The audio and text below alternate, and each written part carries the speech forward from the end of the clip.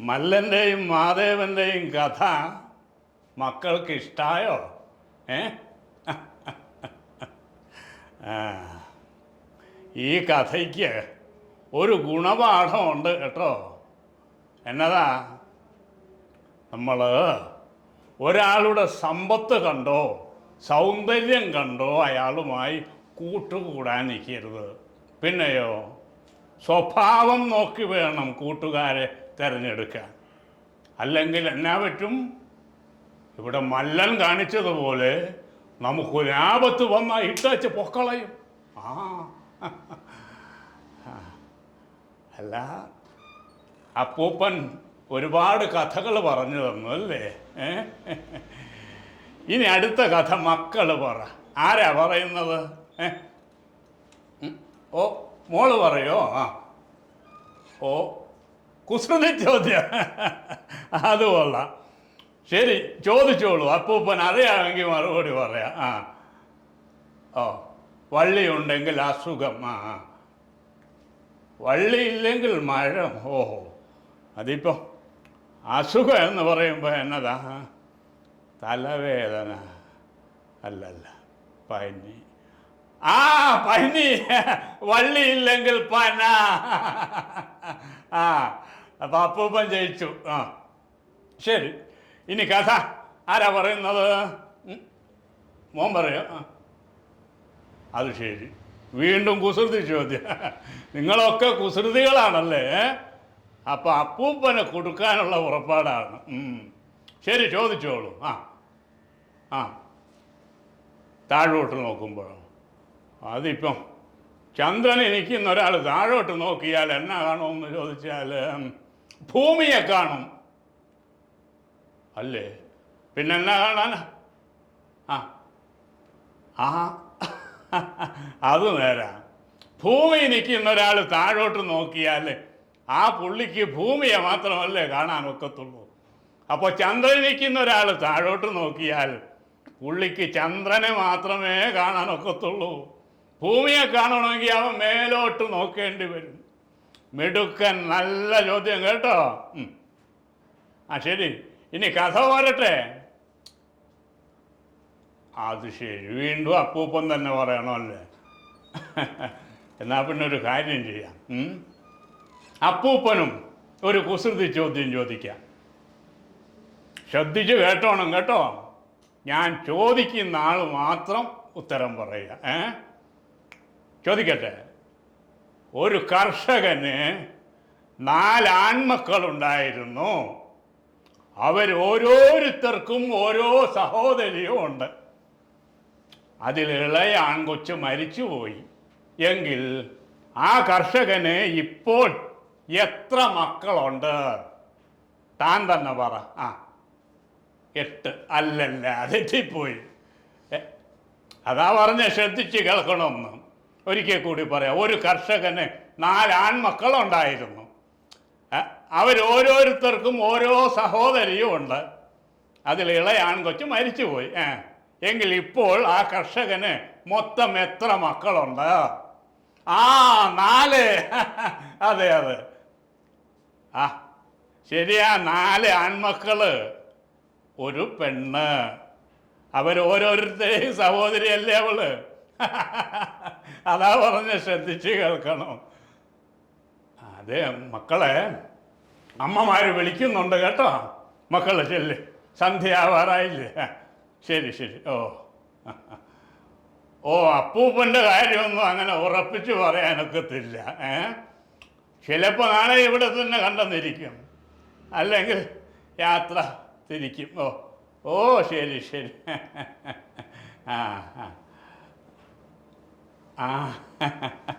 നമസ്കാരം മാഷേ. ഞാനിങ്ങനെ കുട്ടികളുമായി കഥകൾ പറഞ്ഞുകൊണ്ടിരിക്കുകയായിരുന്നു. അവരും മിടുക്കന്മാരാണ് കേട്ടോ.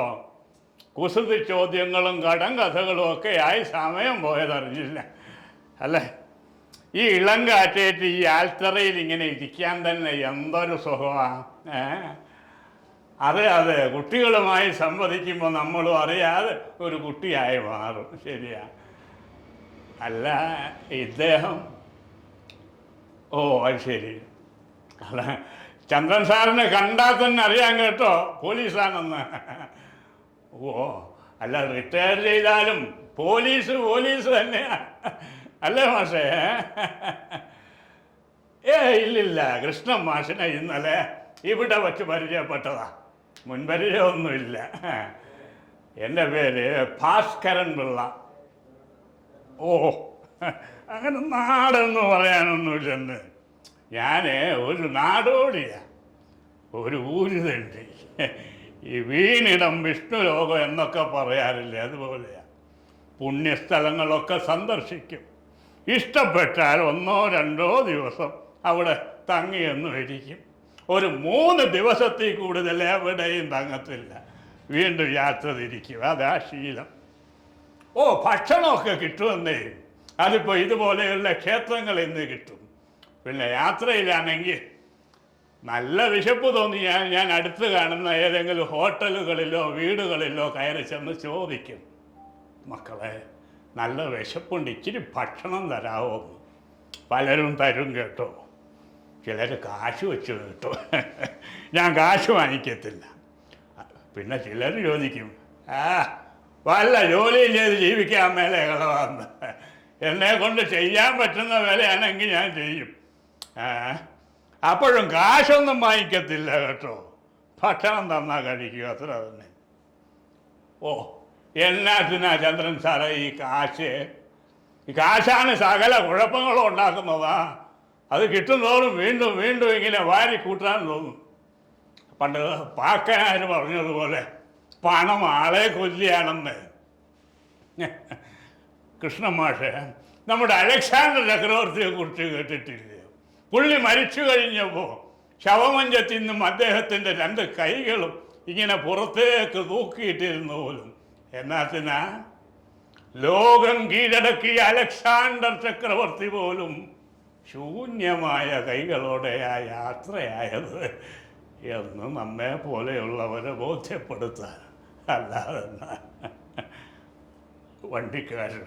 ഓ എൻ്റെ ചന്ദ്രൻ സാറേ, എനിക്ക് എന്നാത്തിനായി വണ്ടിക്കാശ്? ഞാൻ വണ്ടിയിലൊന്നും കയറത്തില്ലെന്നേ. അല്ല, ഈ വണ്ടി കയറുന്ന എന്നാത്തിനാ? പെട്ടെന്ന് ഒരിടത്തേക്ക് ചെല്ലാൻ വേണ്ടി. എനിക്കിപ്പോൾ പെട്ടെന്ന് എവിടെ ചെല്ലാനാ? അങ്ങ് മേലോട്ടോ? ഓ ഞാൻ നടക്കുമല്ല അതെന്നാ. ഇല്ലില്ല, ചെരിപ്പൊന്നും ഉപയോഗിക്കത്തില്ല, ഇതാ ശീലം. ഓ ബന്ധുക്കളുണ്ടോ എന്ന് ചോദിച്ചാൽ ലോകമേ തറവാടെന്നങ്ങ് വിചാരിക്കുക. അപ്പം പിന്നെ എല്ലാവരും ബന്ധുക്കളല്ലേ? ചന്ദ്രൻ സാറും കൃഷ്ണൻ മാഷും ദേ ആ കാണുന്ന ചെറുപ്പക്കാരൻ ഒക്കെ ബന്ധുക്കളാണെന്ന്. അല്ല, ഈ ആളുകൾ എന്നാത്തിനായി ഇങ്ങനെ ജാതിയുടെ പേരിൽ, മതത്തിൻ്റെ പേരിൽ, രാഷ്ട്രീയത്തിൻ്റെ പേരിൽ തമ്മി തല്ലുന്നു, വെട്ടുന്നു, കൊല്ലുന്നു? എന്നാത്തിനാ? വല്ല കാര്യമുള്ളൂ അല്ലേ മാഷെ? പണ്ട് നാരായണ ഗുരു പറഞ്ഞതുപോലെ ഒരു ജാതി, ഒരു മതം, ഒരു ദൈവം എന്നൊരു വിചാരം ഉണ്ടായാൽ പോരെ. വിശ്വമാനവൻ എന്നൊരു കാഴ്ചപ്പാട് വേണമെന്ന്. അത് ശരിയാ, സഹോദരൻ അയ്യപ്പൻ അങ്ങനെ പറഞ്ഞിട്ടുണ്ട്. അല്ല ചന്ദ്രൻ സാറേ, ഒരു ജാതി, ഒരു മതം എന്ന് പറയുന്നതും ജാതി വേണ്ട മതം വേണ്ട എന്ന് പറയുന്നതും തമ്മിൽ എന്നതാ വ്യത്യാസം? പിന്നെ ദൈവത്തിൻ്റെ കാര്യം, അതേക്കുറിച്ച് ചില ആളുകളെ ചെന്ന് നാരായണ ഗുരുവിൻ്റെ അടുത്ത് പരാതി പറഞ്ഞു പോലും. ഗുരു, താങ്കളുടെ ശിഷ്യനുണ്ടല്ലോ ആ അയ്യപ്പൻ, അവൻ ദൈവമില്ലെന്നും പറഞ്ഞ് നടക്കുന്നു. അതിന് ഗുരു പറഞ്ഞ മറുപടി എന്നതാണെന്നറിയാമോ? ഓ കുഴപ്പമില്ല, പക്ഷെ അവൻ്റെ പ്രവൃത്തിയിൽ ദൈവമുണ്ടല്ലോ, അത് മതി.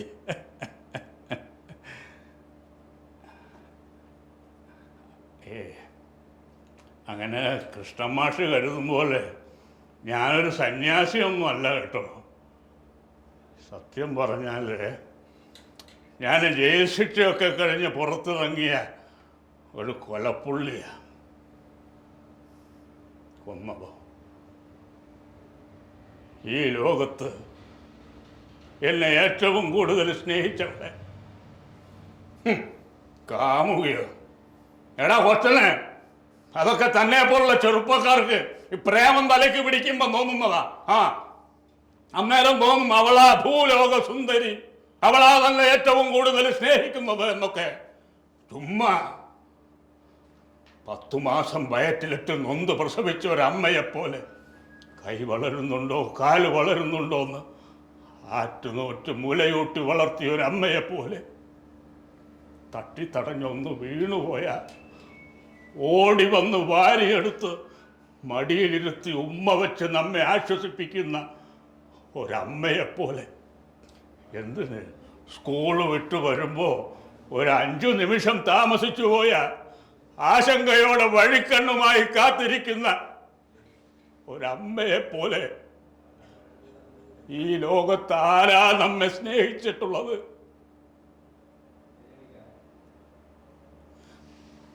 അമ്മ. അമ്മ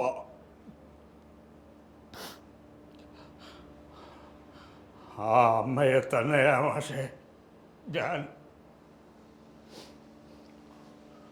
അത് സാമാന്യം തരക്കേടില്ലാത്ത സാമ്പത്തിക സ്ഥിതിയൊക്കെ ഉള്ളൊരു കുടുംബമായിരുന്നു സാറേ. പക്ഷേ അച്ഛൻ്റെ ആകസ്മികമായ മരണത്തോടെ എല്ലാം തകിടം മറിഞ്ഞുപോയി. പിന്നെ വല്ലാത്തൊരു അരക്ഷിതാവസ്ഥയാണ്. അച്ഛൻ വളരെ കണിശക്കാരനായിരുന്നു കേട്ടോ. വളരെ അച്ചടക്കത്തോടെയാണ് ഞങ്ങളെ വളർത്തിയത്. അച്ഛൻ മരിച്ചു കഴിഞ്ഞതോടെ ഇനി വീട്ടിൽ ആരെയും പേടിക്കണ്ട എന്നൊരു ചിന്ത വന്നു തുടങ്ങി. പിന്നെ അമ്മ പറയുന്നതൊന്നും ഞാൻ അനുസരിക്കാതായി. നിഷേധിക്കും, തർക്കുത്തരം പറഞ്ഞുകൾ. വീട്ടിലേക്കുള്ള എൻ്റെ വരവും പോക്കുമൊക്കെ എനിക്ക് തോന്നിയതുപോലെ. കൂട്ടുകെട്ടൊക്കെ വളരെ മോശമായിപ്പോയി മാഷേ. പതിയെ പതിയെ മദ്യപാനോ ചീട്ടുകളി എന്ന് വേണ്ട സകല തോന്നിവാസങ്ങളും. ഇതിനൊക്കെ കാശ് വേണ്ടേ? മദ്യപിക്കാനും ചീട്ട് കളിക്കാനും ഒക്കെ കാശ് വേണ്ടേ? എന്നാ ചെയ്യും? അന്നേരം വീട്ടിൽ ചെന്ന് പ്രശ്നം ഉണ്ടാക്കും. അവരരി മേടിക്കാനോ മരുന്ന് മേടിക്കാനോ വച്ച കാശ് എടുത്തുകൊണ്ടോ ഞാൻ കള്ളുപിടിച്ചത്. മാഷിന് കേൾക്കണോ? ഒരു ദിവസം അമ്മയുടെ കഴുത്തിൽ കിടന്ന സ്വർണ്ണമാല പൊട്ടിച്ചെടുത്തുകൊണ്ടോ വിറ്റ് കള്ളുപിടിച്ച് കളഞ്ഞു ഞാൻ. അന്ന് രാത്രി അമ്മ ഒരുപാട് കരഞ്ഞു. പുലർച്ചയ്ക്ക് എപ്പോഴോ ലഹരിയുടെ കെട്ടുവിട്ട് ഞാനൊന്ന് കണ്ണു തുറന്ന് നോക്കുമ്പോൾ കാണുന്നത് അപ്പോഴും എൻ്റെ കാൽ കീഴിലിരുന്ന് ഏങ്ങലടിക്കുന്ന അമ്മയാണ്. വല്ലാത്ത സങ്കടം തോന്നിപ്പോയി മാഷെ. അമ്മയെ ചേർത്ത് പിടിച്ച് ഞാൻ മാപ്പ് ചോദിച്ചു. എന്നിട്ട് ആ നെറുകയിൽ കൈവച്ച് സത്യം ചെയ്തു, ഇനി മദ്യപിക്കില്ലെന്ന്.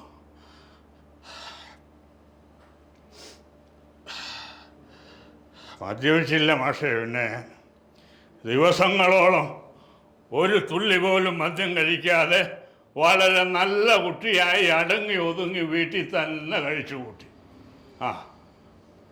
പക്ഷേ എന്നതാ കുഴപ്പമെന്ന് ചോദിച്ചാൽ ഒന്നിനും ഒരു ഉത്സാഹം തോന്നത്തില്ലെന്ന്. വല്ലാത്തൊരു മടുപ്പ്, ഒറ്റ ഇരിപ്പ് തന്നെ. ആരോടും ഒന്നും മിണ്ടി പറയത്തില്ല, നേരാൻ വണ്ണം ഭക്ഷണം കഴിക്കത്തില്ല, ഒറ്റ ഇരിപ്പ. അങ്ങനെ എനിക്ക് ഒരു ദിവസം അമ്മ വന്ന് പറഞ്ഞു, എൻ്റെ മക്കളെ എന്നാ ഇരിപ്പാടായത്, കണ്ടിട്ട് സങ്കടമാവുന്നല്ലോ, മക്കളൊന്ന് പുറത്തേക്കൊക്കെ നടന്നേച്ചു വാ, ഒക്കെ ശരിയാവും, ചെല്ല്. അങ്ങനെ 1-2 ആഴ്ചയ്ക്ക് ശേഷം ഞാൻ പതിയെ കവലയിലേക്ക് ഇറങ്ങിയതാ. കൂട്ടുകാരൊക്കെ ഉണ്ടവിടെ. കുറച്ച് വർത്തമാനങ്ങളൊക്കെ പറഞ്ഞ ശേഷം എല്ലാവരും കൂടി പതിയെ വീശാനുള്ള ഉറപ്പാണ്.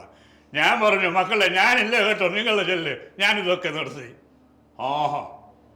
അതെന്നാ പരിപാടിയാലോ? അല്ല, താൻ കഴിക്കേണ്ട ഞങ്ങളുടെ കൂടെ വരുന്നതിന് എന്നാ കുഴപ്പം? ശരിയല്ലേ? അവരുടെ കൂടെ ചെല്ലുന്നതിന് എന്നാ കുഴപ്പം? അവരുമായിട്ട് പിണക്കമൊന്നുമില്ലല്ലോ. ഞാനും കരുതി അങ്ങനെ കൂടെ ചെന്നു. അവർ ചുറ്റും കൂടി പതിയെ വീശാൻ തുടങ്ങി. ഞാൻ അല്പം മാറിയിരുന്നു. അല്പനേരം കഴിഞ്ഞപ്പോൾ ഒരു സുഹൃത്ത് ഒരു ഗ്ലാസ് നിറച്ച് എൻ്റെ നേരെ നീട്ടിയിട്ട് പറഞ്ഞു, എടാ ഇത് പിടിപ്പിക്കണം, ഞങ്ങളുടെ ഒക്കെ ഒരു സന്തോഷത്തിന് വേണ്ടിയല്ലേ, താൻ കൂടുതലൊന്നും കഴിക്കില്ല, വേറെ ഗ്ലാസും. എല്ലാവരും നിർബന്ധിക്കാൻ തുടങ്ങി. അന്നേരം ഞാനും കരുതിയോ കുഴപ്പമില്ല, ഗ്ലാസ്. അങ്ങനെ അത് വാങ്ങി കഴിച്ചു. എൻ്റെ മാഷെ, സത്യം പറയണമല്ലോ, അതകത്ത് ചെന്നപ്പോൾ അല്പം ഉത്സാഹമൊക്കെ തോന്നി തുടങ്ങി കേട്ടോ. പതിയെ പതിയെ അവരുടെ തമാശകളിലൊക്കെ ഞാൻ പങ്കുചേരാൻ തുടങ്ങി. അത് കണ്ടപ്പോൾ മറ്റുള്ള സുഹൃത്തുക്കൾക്ക് ഉത്സാഹമായി, ആവേശമായി. മറ്റൊരു സുഹൃത്തും വെച്ച് നീട്ടി ഒരു അര ഗ്ലാസ് ഉണ്ടാവും. ഇതുകൂടി പിടിപ്പിക്കേണ്ട, വെറും അര ഗ്ലാസ് മാത്രമല്ലേ. ആദ്യത്തെ അര ഗ്ലാസിൻ്റെ ലഹരി പതിയെ തലയ്ക്ക് പിടിക്കാൻ തുടങ്ങിയ. അപ്പം ഞാനും കരുതിയോ കുഴപ്പമില്ല, അര ഗ്ലാസ് അല്ലേ, ഈ ദേഹത്തിന് അതൊക്കെ എന്നതാ. അങ്ങനെ അതും കൂടി വാങ്ങിക്കഴിച്ചു. എൻ്റെ മാഷേ, അതോടെ പിടിവിട്ടുപോയി കേട്ടോ. പതിയെ പതിയെ ലഹരി തലയ്ക്ക് പിടിക്കാൻ തുടങ്ങി. ആഴ്ചകളായി മദ്യപിക്കാതിരുന്നതല്ലേ, അതിൻ്റെ ഒരു ആക്രാന്തം. പിന്നീട് എത്ര ഗ്ലാസ് അന്ന് മോന്തി എന്ന് എനിക്ക് തന്നെ ഒരു പിടിയില്ലെന്ന്. ചുരുക്കി പറഞ്ഞ തിരിച്ച് വീട്ടിലേക്ക് ചെന്നത് 4 കാലില്ല. അമ്മയ്ക്ക് കൊടുത്ത വാക്കൊക്കെ വൃഥാവിലായിപ്പോയെന്ന്. പിന്നെ മുഴുക്കുടി തന്നെയായിരുന്നു കേട്ടോ. വീണ്ടും പ്രമോഷനായി കേട്ടോ. മദ്യത്തിൽ നിന്ന് നേരെ കഞ്ചാവിലോട്ട്. അത് പിന്നെ ചോദിക്കാനുണ്ടോ? എൻ്റെ സാറിൻ്റെ മദ്യത്തിൻ്റെ ഇരട്ടിയൊന്നുമല്ല, 100 ഇരട്ടി അപകടമാണ്. എന്നതാ ചന്ദ്രൻ സാറേ ഇപ്പോഴത്തെ പിള്ളേരൊക്കെ അടിക്കുന്ന ഒരു സാധനമുണ്ട്, MDX, MDMA. അതൊക്കെ ഞങ്ങൾ കണ്ടിട്ടുമില്ല കേട്ടിട്ടുമില്ല കേട്ടോ. ഈ കൊക്കൈൻ എന്നൊക്കെ കേട്ടിട്ടുണ്ട്, അതൊന്നും ഉപയോഗിച്ചിട്ടില്ല. ഞങ്ങൾ കഞ്ചാവ് തന്നെയായിരുന്നു. ഇതിൻ്റെ ഒരു കുഴപ്പം എന്നാന്ന് വെച്ചാൽ സാറേ, മദ്യത്തെ പോലെയല്ല, കിട്ടിയില്ലെങ്കിൽ ഭയങ്കര അസ്വസ്ഥതയാണ്. ഒരു തരം മനോവിഭ്രാന്തി. എന്നതാ ചെയ്തു കൂട്ടുന്നെന്ന് അറിയത്തില്ലെന്നേ. ഞാനാണെങ്കിൽ കഞ്ചാവ് ഇട്ടതായ ഭയങ്കര പ്രശ്നമാണ്. വീട്ടുകാരൊക്കെ അടിച്ച് ഓടിച്ചു കളയും, വീട്ടുപകരണങ്ങളൊക്കെ എറിഞ്ഞൊടയ്ക്കും. അങ്ങനെ കഞ്ചാവടിക്കാൻ കാശിന് ബുദ്ധിമുട്ട് നേരിട്ടപ്പോൾ ഒരു ദിവസം സുഹൃത്തുക്കളിൽ ഒരാളാ ഉപദേശം തന്നത്. തനിക്ക് കൂടി അവകാശപ്പെട്ട ഭൂസ്വത്ത് കിടപ്പില്ലേ, തൻ്റെ വിഹിതം വാങ്ങാൻ മേലെ. അത് കൊള്ളാമല്ലോ എന്ന് ഞാനും കരുതി. വീട്ടിൽ ചെന്ന് വിഷയം അവതരിപ്പിച്ചു. അമ്മ സമ്മതിക്കത്തില്ല. എനിക്ക് വീതം വെച്ചെന്ന് ഞാൻ വിറ്റ് മുടിച്ചു കളയുമെന്ന്. നേരല്ലേ മാഷേ, എൻ്റെ കയ്യിൽ കിട്ടിയാൽ പിന്നെ ചോദിക്കാറുണ്ടോ? പക്ഷെ അതൊന്നും അന്ന് തലയിൽ കയറത്തില്ലെന്നേ. ഒറ്റ വിചാരേ ഉള്ളൂ, കഞ്ചാവടിക്കണം, അതിന് കാശ് കിട്ടണം. അങ്ങനെ ഒരു ദിവസം കഞ്ചാവ് കിട്ടാതെ ഞാൻ വളരെ അസ്വസ്ഥനായിരിക്കുക. വീതം വെപ്പിൻ്റെ പേരിൽ വീട്ടിൽ പ്രശ്നമുണ്ടായി. അമ്മ തീർത്ത് പറഞ്ഞു, മക്കളെ, എൻ്റെ മരണം വരെ വീതം വയ്ക്കുന്ന പ്രശ്നമില്ല, നമ്മളെല്ലാവരും ഇതുപോലെ ഒരുമിച്ച് കഴിഞ്ഞോണം. എനിക്ക് നല്ല ദേഷ്യം വന്നു. മൂലയ്ക്കിരുന്ന മണ്ണെണ്ണ കന്നാസെടുത്ത് അമ്മയുടെ തലയിലോട്ട് കമഴ്ത്തിയിട്ട് ഞാൻ അലറി, തള്ള, എനിക്കെന്റെ വീതം കിട്ടിയില്ലെങ്കിൽ ചുട്ട് കൊന്നുകളെ ഞാൻ.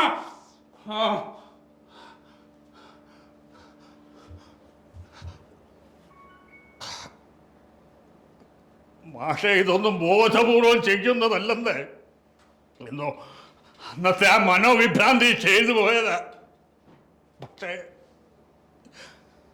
അമ്മ എന്നെ തോൽപ്പിച്ച് കളഞ്ഞ് എൻ്റെ ഷർട്ടി കുത്തിപ്പിടിച്ച്, എന്താടാ താൻ തീ കൊളുത്താത്ത, തനിക്ക് കൈവിറക്കുന്നുണ്ടോ എന്ന് ചോദിച്ചപ്പോ ഞാനൊന്ന് ദേഷ്യത്തോടെ പിടിച്ച് തല്ലിയതാ. ചെന്ന് വീണത് മുറിയിൽ മുനിഞ്ഞ് കത്തിക്കൊണ്ടിരിക്കുന്ന മണ്ണെണ്ണ വിളക്കിന്റെ മേലെ. പിന്നൊരു തീകോളം പോലെ അമ്മ അങ്ങനെ അലറിക്കറഞ്ഞ് പാഞ്ഞും ഭിത്തിയിൽ തലയിടിച്ച് വീണു.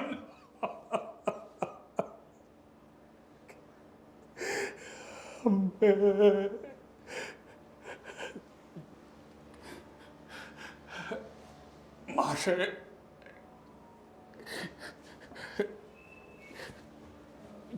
പറ്റിപ്പോയി മാഷേ. പശ്ചാത്തപിച്ചിട്ട് കാര്യമില്ലല്ലോ, കർമ്മഫലം അനുഭവിച്ചു തീർന്നേ.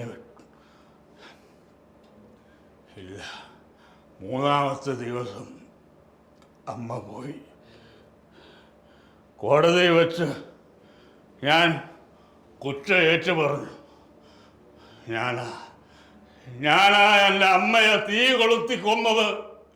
എന്നെ തൂക്കിലേറ്റിക്കോളൂ, എന്നെ തൂക്കിലേറ്റിക്കോളൂ. പക്ഷേ കോടതിക്ക് അമ്മയുടെ മരണമൊഴിയായിരുന്നു പ്രധാനം, അതോ എൻ്റെ മോൻ പാവോ സാറന്മാരെ, അവനെ ഒന്നും ചെയ്യല്ല, അവൻ നിരപരാധിയാ സാറന്മാരെ, ഞാൻ സ്വയം തീ കൊളുത്തിയതാ,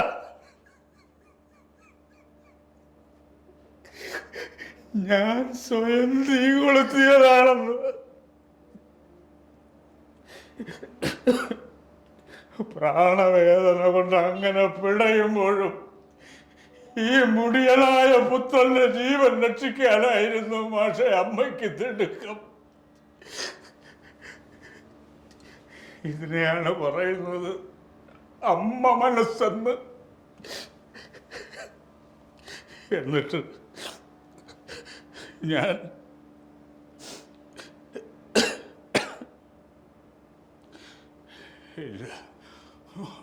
ഒടുവിൽ ആത്മഹത്യ പ്രേരണ കുറ്റം ചുമത്തി ജയിലിലടച്ചു. ശിക്ഷാ കാലാവധി പൂർത്തിയാക്കിയ ഞാൻ തിരിച്ച് നാട്ടിലേക്ക് വന്നു.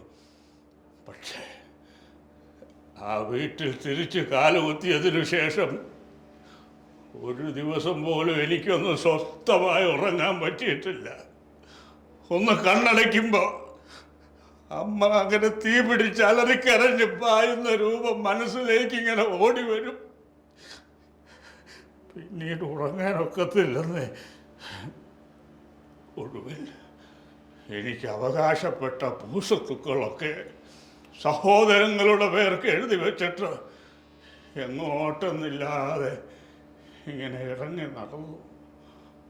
മഹാഭാരതത്തിലെ അശ്വത്ഥാമാവിനെ പോലെ ഈ ലോകത്തിൻ്റെ മുഴുവനും ശാപമേറ്റുവാങ്ങി പൂത്ത് പഴുത്ത് നരകിച്ചു മരിക്കാനായൊരു യാത്ര.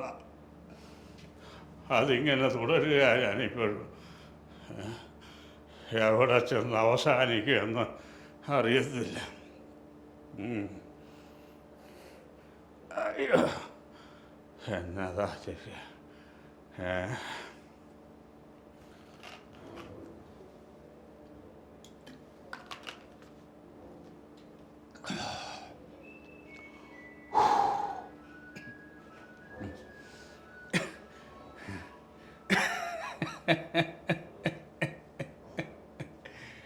എൻ്റെ കൃഷ്ണൻ മാഷേ, ഒരുപാട് കാലമായിട്ട് ഇങ്ങനെ മനസ്സിൽ കൊണ്ടു നടന്നൊരു സങ്കടം ഒന്ന് തുറന്നു പറഞ്ഞ് പൊട്ടിക്കരഞ്ഞപ്പോൾ എന്തൊരാശ്വാസമാണ്. ഈ നെഞ്ചിൻ കൂടിനകത്തുനിന്ന് വലിയൊരു ഭാരം ഇറക്കി വെച്ചതുപോലെ. അതെ അതെ, നമ്മുടെ സങ്കടങ്ങൾ മറ്റുള്ളവരുമായി പങ്കുവയ്ക്കുമ്പോൾ വലിയ ആശ്വാസം തന്നെയാണ് സാറേ. ഓ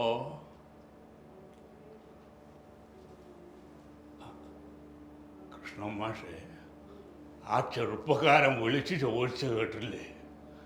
അതിനെ കേൾക്കാനുള്ളൊരു മനസ്സും കൂടി വേണ്ടേന്ന്. വേണ്ടേ? മറ്റുള്ളവൻ്റെ സങ്കടങ്ങൾ, വിഷമങ്ങൾ, സംശയങ്ങൾ, അഭിപ്രായങ്ങൾ ഒന്ന് കേൾക്കാനുള്ളൊരു മനസ്സെങ്കിലും കാണിച്ചാൽ എത്ര ചെറുപ്പക്കാർ മദ്യത്തിലും മയക്കുമരുന്നിലും ആത്മഹത്യയിൽ പോലും അഭയം തേടുന്നത് നമുക്ക് ഒഴിവാക്കാൻ പറ്റും. അപരൻ്റെ വാക്കുകളെ സംഗീതം പോലെ ആസ്വദിക്കാൻ പറ്റുന്നൊരു മനസ്സുണ്ടെങ്കിൽ ഈ ലോകത്ത് തന്നെ നമുക്ക് സ്വർഗം പണിയാൻ മേലെ.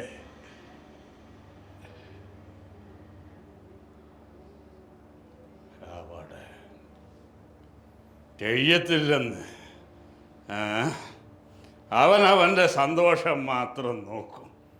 സ്വാർത്ഥത, അതായ മനുഷ്യൻ്റെ സ്വഭാവം. അവനവൻ ആത്മസുഖത്തിനാചരിക്കുന്നവ അവരന്നു സുഖത്തിനായി വരേണം.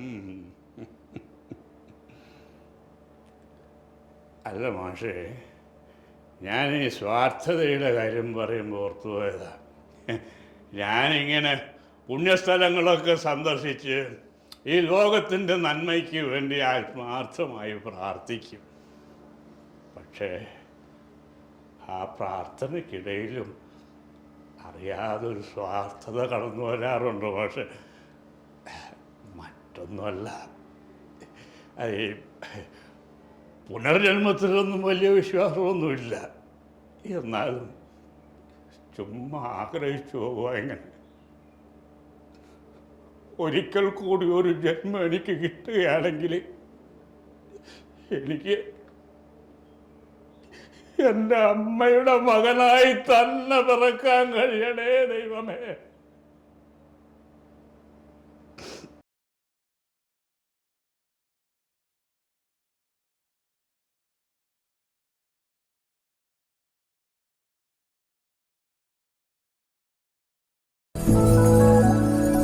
രസകരമായ വെബ് സീരീസുകളും വാർത്തകളും കാണാൻ ഇഷ്ടപ്പെടുന്നവരാണോ നിങ്ങൾ? എങ്കിൽ caravel media YouTube channel subscribe ചെയ്യൂ.